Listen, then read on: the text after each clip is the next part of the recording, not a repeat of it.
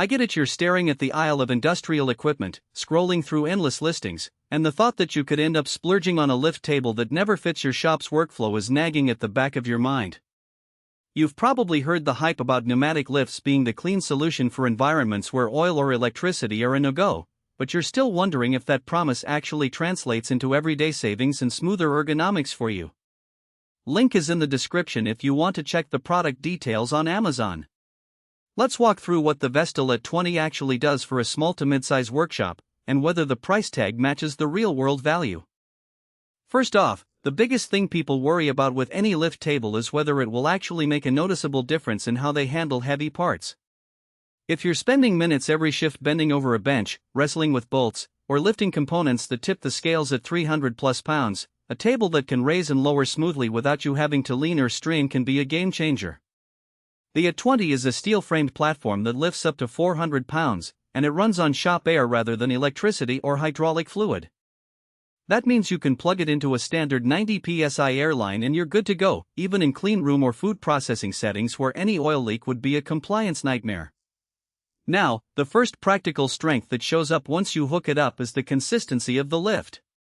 Because it's pneumatic, the rise and descent are controlled by an air actuator valve, and the foot pedal gives you hands-free operation.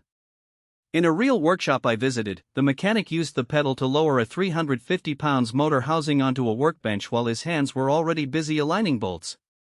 The motion was quiet, smooth, and stopped exactly where he wanted it, no jerky stops that you sometimes get with cheap electric lifts. For anyone who needs repeatable positioning, think CNC operators, assembly line techs, or even small batch furniture makers, this predictability can cut down on setup time and reduce the risk of accidental drops. Another angle people overlook is the environmental footprint. Because there's no hydraulic oil in the system, you're not dealing with the mess or disposal concerns that come with fluid-based lifts.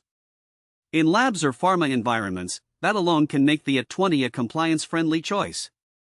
The fact that it runs off shop air also means you're not adding another electrical load to an already packed circuit, which can be a subtle but real cost saver in older facilities. That said, the pneumatic nature also introduces a couple of trade-offs that matter once the table is in your daily routine. First, you need a reliable air supply that stays within the recommended pressure range. If your compressor is already running at capacity, adding another load can cause the lift to stall or lift slower than expected. In one case I read about, a user mentioned that on a particularly hot day the compressor struggled to maintain pressure, and the table took noticeably longer to reach its full height. So, if your shop's air system is borderline, you might need to upgrade the compressor or install a dedicated line, which adds to the total investment. Second, because the lift relies on air pressure, the speed of raise and lower isn't as instantly adjustable as with an electric motor that can be throttled with a variable frequency drive. You get a set speed based on the valve setting, which is fine for steady work but can feel limiting if you need a quick pop-up for rapid changes. For most ergonomic tasks like bringing a workpiece up to waist height for assembly, that speed is more than sufficient, but if you're looking for a lift that can bounce between heights in seconds, you might feel a bit constrained. Who should definitely consider the Vestil at 20?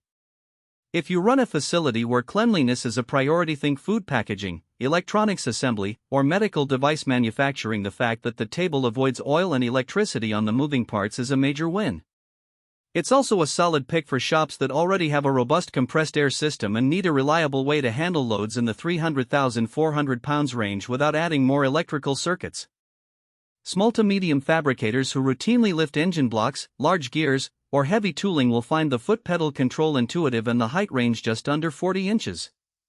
When fully raised, practical for most bench-level ergonomics.